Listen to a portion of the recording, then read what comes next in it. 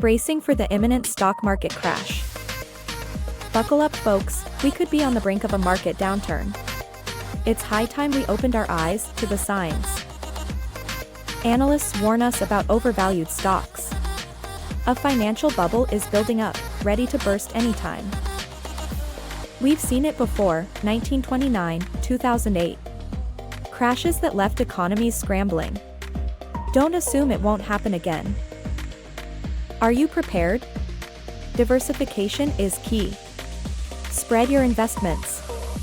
Protect yourself from the imminent storm. Look towards secure bonds, real estate, commodities.